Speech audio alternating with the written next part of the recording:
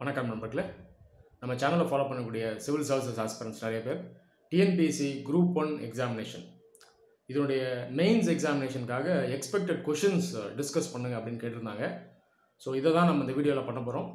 ஏற்கனவே 2019 இந்த வருஷம் பார்த்தீங்கன்னா நான் எக்ஸ்பெக்டட் கொஷின்ஸ் சிலதை டிஸ்கஸ் பண்ணேன். அதுக்கப்புறம் கொஞ்சம் கேப் ஆகிடுச்சு, அதுக்கப்புறம் நோட்டிஃபிகேஷன் வரல. ஸோ மறுபடியும் நம்ம இந்த எக்ஸ்பெக்டட் கொஷின்ஸை டிஸ்கஸ் பண்ணலாம். அதே போல் நிறைய ஸ்டூடெண்ட்ஸ் பார்த்தீங்கன்னா சப்ஜெக்ட் வீடியோஸ் வேணும்னு ரிக்வஸ்ட் பண்ணுறாங்க. ஆல்ரெடி நான் நிறைய சப்ஜெக்ட் வீடியோஸ் அப்லோட் பண்ணியிருக்கேன். Polity, economy, international relations, social issues, இதிலெல்லாம் ஆல்ரெடி நிறைய வீடியோஸ் இருக்குது. இதை எடுத்து பாருங்கள். அதை பார்க்க சொன்னால் நிறைய பேர் பண்ண மாட்டாங்க. ஸோ கீவேர்டை வச்சு யூடியூப்பில் சர்ச் பண்ணாலே அந்த வீடியோஸ் கிடைக்கும். டாப்பிக்கோட இதை வச்சு சர்ச் பண்ணலாம், இல்லை சப்ஜெக்டோட கீவேர்டை வச்சு கூட சர்ச் பண்ணலாம். சர்ச் பண்ணிங்கன்னா அந்த வீடியோஸ் கிடைக்கும். அந்த வீடியோஸை கேளுங்க.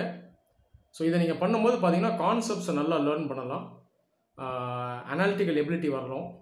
எல்லாத்துக்கு மேலே ஒரு சிவில் சர்வீசஸ் ஆஸ்பிரண்ட் அவர் அவரோட மைண்ட் செட் எப்படி வைக்கணும், ஒரு பாடத்தை படிக்கும்போது எதெல்லாம் படிக்கணும், எதில் ஃபோக்கஸ் பண்ணணும், எப்படி யோசிக்கணும், எந்தெந்த டைமென்ஷன்ஸில் திங்க் பண்ணணும் அப்படின்றது உங்களுக்கு ஈஸியாக புரியும். ஸோ இந்த சப்ஜெக்ட் வீடியோஸை எடுத்து ஃபுல்லாக கேளுங்க. அதை கேட்டுட்டு நோட்ஸும் எடுத்து மெயின்டைன் பண்ணுங்கள். இது உங்களுக்கு ரொம்பவே வேல்யூபுளாக இருக்கும்.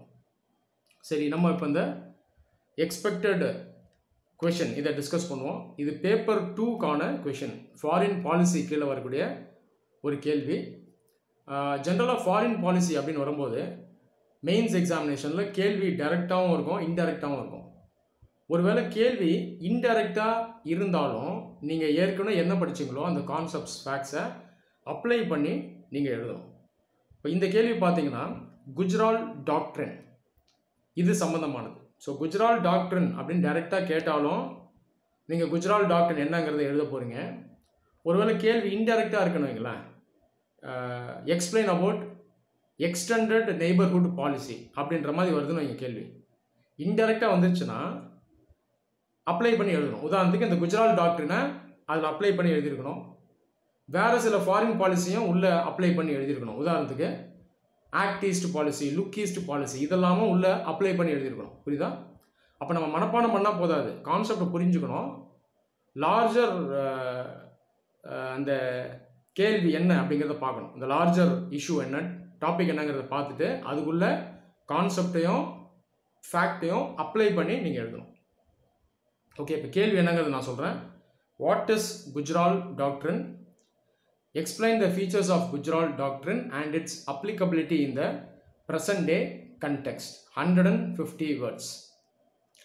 இதோடைய அர்த்தம் என்னன்னு பார்த்தீங்கன்னா, குஜ்ரால் டாக்ட்ரின், டாக்ட்ரின் அப்படின்றது கோட்பாடு அப்படின்னு சொல்லலாம். இந்த குஜ்ரால் கோட்பாடு அப்படிங்கிறது என்ன? எக்ஸ்பிளைன் த ஃபீச்சர்ஸ், இதனுடைய சாராம்சம் என்ன, இதனுடைய அம்சங்கள் என்ன, இன்னைக்கு தேதியில் இதனுடைய அந்த அப்ளிகபிலிட்டி என்ன, இன்னைக்கு தேதியில் இது அப்ளை பண்ண முடியுமா, இது உகந்ததா, இதனுடைய செயல்பாடு இன்றைக்கும் இருக்கா அப்படின்றதான் கேள்வி. இதை நீங்கள் அனலைஸ் பண்ணி எழுதணும். ஸோ ஆன்சரை எப்படி ஸ்ட்ரக்சர் பண்ணலாம்னா, ஃபர்ஸ்ட் ஒரு இன்ட்ரடக்ஷன் தாங்க, குஜ்ரால் டாக்ட்ரின் அப்படிங்கிறது என்ன அப்படிங்கிறத சொல்லணும். அடுத்த சப்ஹெட்டிங் ஃபீச்சர்ஸ், அதை சப்ஹெட்டிங்காக எழுதுங்க. கடைசி தேர்ட் சப்ஹெட்டிங் பார்த்தீங்கன்னா அப்ளிகபிலிட்டி. ஸோ கேள்விக்கு ஏற்ற மாதிரி நம்ம ஆன்சரை டிவைட் பண்ணி எழுதணும். ஓகேங்களா? ஸோ இன்ட்ரடக்ஷன், அதில் குஜ்ரால் டாக்ட்ரின், அது குஜ்ரால் டாக்ட்ரின்றது இன்ட்ரடக்ஷன் தான். அடுத்தது ஃபீச்சர்ஸ், மூன்றாவது அப்ளிகபிலிட்டி. இந்த மாதிரி ஆன்சரை ஸ்ட்ரக்சர் பண்ணி உள்ளே எழுதணும். சரி, இப்போ குஜ்ரால் டாக்ட்ரின் என்ன அப்படிங்கிறத நம்ம இன்ட்ரடக்ஷனில் எழுதணும். இன்ட்ரடக்ஷன் நான் சொல்லும்போது இன்ட்ரடக்ஷன் எழுதாதீங்க, குஜ்ரால் டாக்ட்ரின் அப்படின்னு போட்டு அண்டர்லைன் பண்ணுங்கள். அந்த சப்ஹெட்டிங்கை இன்ட்ரடக்ஷன் அப்படின்றது தான் அர்த்தம். ஓகே, இப்போ அந்த குஜ்ரால் டாக்ட்ரின் அப்படின்னு சொல்லக்கூடியது இந்தியா ஃபார்மர் பிஎம்மாக இருந்த மிஸ்டர் ஐகே குஜ்ரால் அவர் எடுத்துகிட்டு வந்த டாக்ட்ரின் தான் இது. 1996 அவர் எக்ஸ்டர்னல் அஃபேர்ஸ் மினிஸ்டராக இருக்கும்போதே இந்த டாக்ட்ரினை அவர் கொண்டு வந்தார். ஓகேங்களா? ஸோ ஒரு 2 லைனில் ஐகே குஜ்ரால் அவர்களை பற்றி சொல்லுங்கள். ரொம்ப டீட்டெயிலாக சொல்லாதீங்க, அவரோட ஹிஸ்ட்ரிலாம் உள்ளே எழுதக்கூடாது. ஜஸ்ட் ஒரு 2 லைன், 2.5 லைன் இதோட முடிச்சிடணும். அடுத்து அதே இன்ட்ரடக்ஷன்லேயே இந்த டாக்ட்ரின் என்ன அப்படிங்கிறதனுடைய சாராம்சத்தை ப்ரீஃபாக எழுதுங்க. ஸோ இந்த டாக்ட்ரின் என்ன அப்படிங்கிறது பார்த்தீங்கன்னா, இந்தியாவை சுற்றி இருக்க நாடுகள் இருக்கு இல்லையா, அதாவது நெய்பர்ஸ், இது நெய்பர்ஹுட்னு சொல்லுவாங்க. இந்த நெய்பரிங் கண்ட்ரீஸோட இந்தியா எப்படி இன்ட்ராக்ட் பண்ணணும், எப்படி உறவு வச்சுக்கணும் அப்படின்றத சொல்லக்கூடிய ஒரு கோட்பாடு தான் இந்த குஜ்ரால் டாக்ட்ரின். இதில் மொத்தம் 5 பிரின்சிபல் இருக்குது. பஞ்சுஷியல் படிச்சிருப்பீங்க, ஞாபகம் இருக்கா? நேரு அவர்கள் கொண்டு வந்தது. கிட்டத்தட்ட அதே மாதிரி 5 பிரின்சிபலை கொண்ட ஒரு டாக்டரின் இது. ஸோ இதை வந்து ஒரு 5 லைன் 6 லைனுக்கு நீங்கள் இன்ட்ரடக்ஷனாக தாங்க. அடுத்தது ஃபீச்சர்ஸ். அடுத்த சப்ஹெட்டிங் ஃபீச்சர்ஸ் போடுங்க. ஃபீச்சர்ஸ் ரொம்ப முக்கியம். ஓகேங்களா? இதை கண்டிப்பாக எழுதிருக்கணும். அதில் பாயிண்ட் மிஸ் பண்ணக்கூடாது. ஸோ இதனுடைய ஃபீச்சர்ஸ் சொல்லும்பொழுது நீங்கள் வந்து இதனுடைய ஆக்சுவல் கோல் என்ன அப்படிங்கிறத நம்ம பார்க்கணும். இதனுடைய ஓவரால் விஷன் என்ன அப்படிங்கிறத பார்க்கணும். இதனுடைய ஓவரால் விஷன் என்ன அப்படின்னு பார்த்தீங்கன்னா, இந்தியா சவுத் ஏஷியாவில் ஒரு பிக் பிரதர்.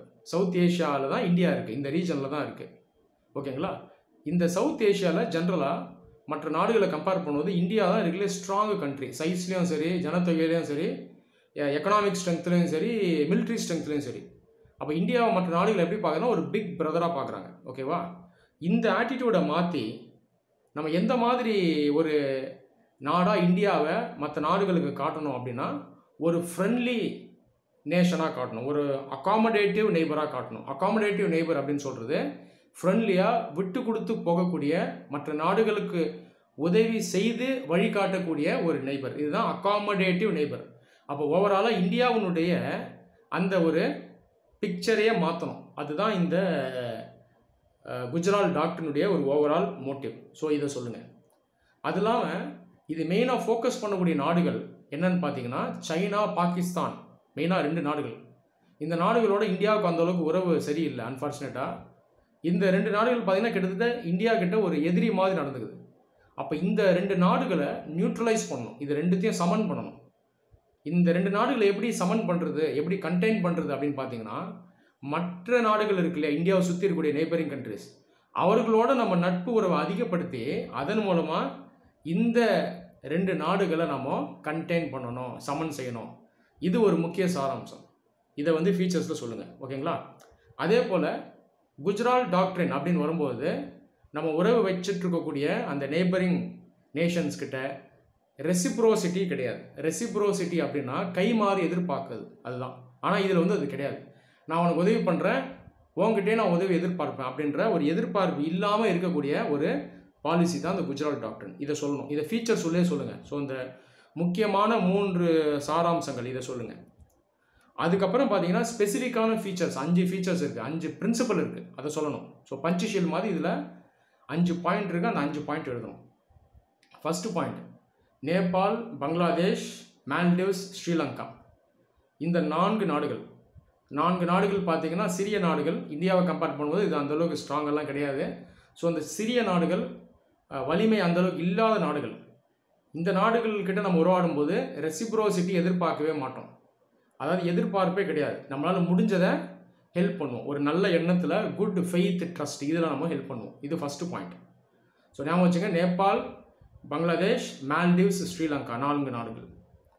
அடுத்த பாயிண்ட், அதாவது செகண்ட் பிரின்சிபல் என்ன பார்த்தீங்கன்னா, not allowing once territory to be used against another country.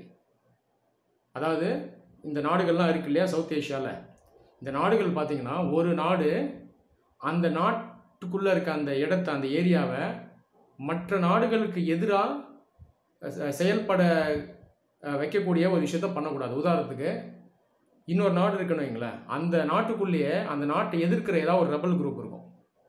உதாரணத்துக்கு அந்த ரெபல் குரூப்பை கூட்டிகிட்டு வந்து நம்ம நாட்டுக்குள்ளே வச்சு நம்ம ஹெல்ப் பண்ணக்கூடாது, சப்போர்ட் பண்ணக்கூடாது, இதெல்லாம் பண்ணக்கூடாது. இது வந்து ஜஸ்ட் ஒரு எக்ஸாம்பிள். ஸோ இந்த மாதிரி நடவடிக்கைகளை நாம் செய்யக்கூடாது. அதாவது இன்னொரு நாட்டினுடைய இறையாண்மையை பாதிக்கிற மாதிரி நம்ம நாட்டை நம்ம யூஸ் பண்ணக்கூடாது. ஓகேங்களா? இதுதான் செகண்ட் பாயிண்ட். 3வது point, not interfering in the internal affairs of another country. இன்னொரு நாட்டினுடைய உள்நாட்டு விவகாரத்துக்குள்ளே நாம் மூக்க நுழைக்கக்கூடாது. இது வந்து 3வது. ஓகேவா? அடுத்தது 4வது, all south Asian countries must respect each others territorial integrity and sovereignty. அப்போது நம்ம எந்த நெய்பர்ஹுட்டை பற்றி பேசுகிறோம்? சவுத் ஏஷியாவை பற்றி தான் பேசுகிறோம். இந்த ஒட்டுமொத்த நாடுகள் எங்கே இருக்குது? சவுத் ஏஷியாவில் இருக்குது. இந்த நாடுகள் எல்லாமே ஒருத்தருடைய இன்டெகிரிட்டி, சாவரிட்டி, அந்த ஒருமைப்பாடு, இறையாண்மை, இதெல்லாம் மதிக்கணும். இன்னொரு நாட்டை அட்டாக் பண்ண நினைக்கக்கூடாது, இன்னொரு நாட்டுக்கு வந்து பாதகம் ஏற்படுத்த நினைக்கக்கூடாது. இது வந்து 4வது பாயிண்ட். 5வது பாயிண்ட் பார்த்தீங்கன்னா, settle disputes through peaceful negotiation. ஒருவேளை பிரச்சனைகள் ஏதாவது வருது அப்படின்னா சண்டை போடக்கூடாது, ஃபோர்ஸ் யூஸ் பண்ணக்கூடாது, சாஃப்ட் பவர் யூஸ் பண்ணி டிப்ளமேசி மூலமாக பேசி தான் தீர்வு காணணும். இது வந்து 5வது பாயிண்ட். ஸோ அந்த 5 பாயிண்ட்டும் நீங்கள் கண்டிப்பாக எழுதிருக்கணும். ஓகேவா? மூணாவது பார்ட்டுக்கு வாங்க, அப்ளிகபிலிட்டி. இன்றைக்கி தேதியில் இந்த 5 பிரின்சிபல்ஸ் அப்ளிகபிளாக இருக்கா, இதனுடைய செயல்பாடு இன்றைக்கும் யூஸ் பண்ண முடியுதா இல்லையா, ஒரு வேளை அவுடேட்டட் ஆகிடுச்சா அப்படின்றத நீங்கள் எழுதணும். ஓகேங்களா? ஸோ இதை நீங்கள் அனலைஸ் பண்ணணும். நான் சொன்னது போல் இப்போ டிஎன்பிஎஸ்சி எக்ஸாம் ஐஏஎஸ் எக்ஸாம் மாதிரி ஆயிடுச்சு. ஸோ நல்லா அனலைஸ் பண்ணி நீங்கள் எழுதுகிற மாதிரி இருக்கணும்.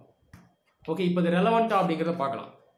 ரெலவெண்ட்டா அப்படின்னு பார்த்தீங்கன்னா கண்டிப்பாக ரெலவெண்ட் தான். காரணம் என்னென்னா, இப்போ வரைக்கும் பாகிஸ்தான், சைனா 2 நாடுகளும் ஒரு எதிரி மாடு தான் இந்தியா கூட நடந்துக்குது. உதாரணத்துக்கு சிபிஇசி காரிடார் அப்படின்ற அந்த இன்ஃப்ராஸ்ட்ரக்சர் ப்ராஜெக்டை காஷ்மீருக்குள்ளேயே அவங்க பில்டு பண்ணிட்டு வராங்க. இந்தியாவினுடைய இறையாண்மையை அவங்க சவால் விட்டுறாங்க. அப்படி ஒரு நிலை இருக்கும்போது இந்த 2 நாடுகளை கண்டெயின் பண்ண வேண்டிய அந்த கம்பல்ஷன் இந்தியாவுக்கு இருக்குது. அப்போ எப்படி நம்ம கண்டெயின் பண்ணுறது? மற்ற நாடுகளோட நல்ல உறவு வச்சு அதன் மூலமாக அதை பண்ணணும். உதாரணத்துக்கு மற்ற நாடுகள் நம்ம நெய்பர்ஸ் பூட்டான், நேபாள், ஸ்ரீலங்கா, பங்களாதேஷ் இந்த மாதிரி நாடுகளோட நல்ல உறவை வச்சுக்கொண்டு நாம் இவங்க 2 பேரோட அத்துமீறலை நாம் ஸ்டாப் பண்ணணும். அப்போ இப்போயும் இது அப்ளிகபிள் தான். ஸோ இதெல்லாம் நீங்கள் பாயிண்ட்டாக எழுதணும். இன்னொரு விஷயம் என்ன அப்படின்னா, சைனா மெயினாக இந்தியா சவுத் ஏஷியாவில் ஒரு முக்கியமான நாடு. இந்தியா கூட நட்புறவாக இருக்க ஒரு சில நாடுகளை இந்தியாவுக்கே எதிரியாக்க முயற்சி பண்ணுது. சிம்பிளாக சொல்ல போனால் இந்த நாடுகளை தன் பக்கம் இது இழுக்க பார்க்குது. உதாரணத்துக்கு நேபாள், ஸ்ரீலங்கா, மால்டீவ்ஸ் இதெல்லாம் நம்ம சொல்லலாம். அப்போ இந்த இடத்துல கவனிச்சிங்கன்னா இன்னைக்கு தேதியில் குஜரால் டாக்டர் ரொம்பவே இன்னும் அப்ளிகபிள் தான். சொல்லப்போனால் இன்னைக்கு தேதியில் குஜரால் டாக்டர் நம்ம ரொம்பவே அப்ளை பண்ணோம், ஃபாலோ பண்ணோம்.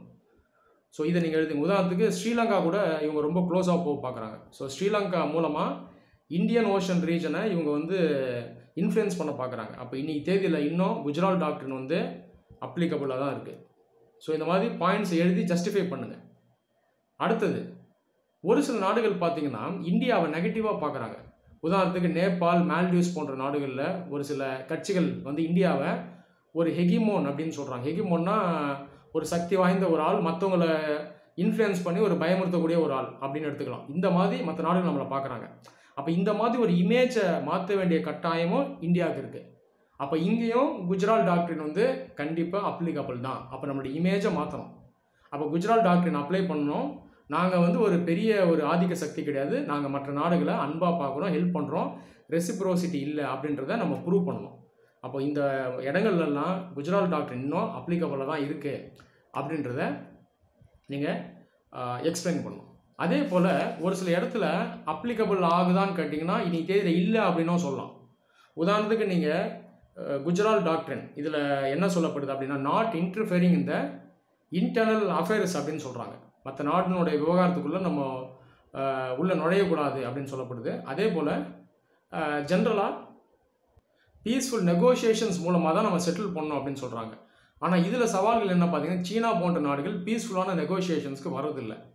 அவங்க பார்த்தீங்கன்னா அவங்க கான்ஃப்ளிக்ஸ் மிலிட்ரியாக எடுத்துகிட்டு போக பார்க்குறாங்க. ஓகேங்களா? ஹார்டு பவர் தான் யூஸ் பண்ண பார்க்குறாங்க. சிம்பிளாக சொல்ல போனால் அவங்க சண்டை போடணும் அப்படின்னு நினைக்கிறாங்க. அப்போ இங்கே குஜரால் டாக்டரின் அப்ளை பண்ணுறதுல சிக்கல் இருக்குது. ஸோ இதையும் சொல்லுங்கள், நெகட்டிவும் சொல்லுங்கள். அதே போல் ஒரு சில இடத்துல இன்டர்னல் அஃபேர்ஸில் நம்ம இன்டர்வியூன் ஆக வேண்டிய கட்டாயமும் இருக்குது. உதாரணத்துக்கு பாகிஸ்தானை சொல்லுங்கள். பாகிஸ்தான் காஷ்மீர் விவகாரத்தில் தன்னுடைய மூக்க நுழைக்குது. ஸோ காஷ்மீரில் ஏற்கனவே அத்துமீறி இல்லீகலாக ஆக்குபை பண்ணியிருக்காங்க. இப்போ இந்த நேரத்தில் நமக்கு வேறு வழி இல்லை, நாம் அவங்க விவகாரத்தில் மூக்கு நுழைக்க வேண்டிய நிலை இருக்குது. உதாரணத்துக்கு இப்போ பாலுச்சிஸ்தான் மாகாணம், அதில் பார்த்தீங்கன்னா செப்பரேட் கண்ட்ரி வேணும் அப்படின்னு அவங்க டிமாண்ட் பண்ணுறாங்க, அந்த பலோச் செப்பரேட்டிஸ்ட். இந்த மாதிரி விவகாரத்தை நாம் எடுத்துகிட்டு அவங்க மேலே அழுத்தம் செலுத்த வேண்டிய நிலை இருக்குது. நமக்கு இதில் ஆசை இல்லை, ஆனால் வேறு வழி இல்லை. ஏன்னா நமக்கு அவங்க பாதகம் விளைவிக்கிறாங்க காஷ்மீரில். அப்போது இந்த இடத்துலலாம் அவங்க மேலே நாமளும் கொஞ்சம் ப்ரெஷர் போட வேண்டிய கட்டாயத்தில் இருக்கும். அப்போ இதையும் எழுதுங்க. அப்போ இந்த இடத்துலலாம் குஜரால் டாக்டர்னா அப்ளை பண்ண முடியாத நிலையிலே இருக்கும் அப்படின்றது எழுதணும். இப்போ பாசிட்டிவும் எழுதணும், நெகட்டிவும் எழுதணும். ஸோ இந்த பாயிண்ட்ஸ்லாம் நான் டிஸ்கஸ் பண்ணியிருக்கேன். ஒருவேளை கேள்வி 250 வார்த்தைக்கு வந்தால் கூட இந்த பாயிண்ட்ஸ்லாம் எழுதுங்க, நல்ல மதிப்பெண் வரும். இந்த வீடியோ உங்கள் எல்லாருக்கும் ஹெல்ப்ஃபுல்லாக இருந்துக்கும் நம்புகிறேன். நன்றி.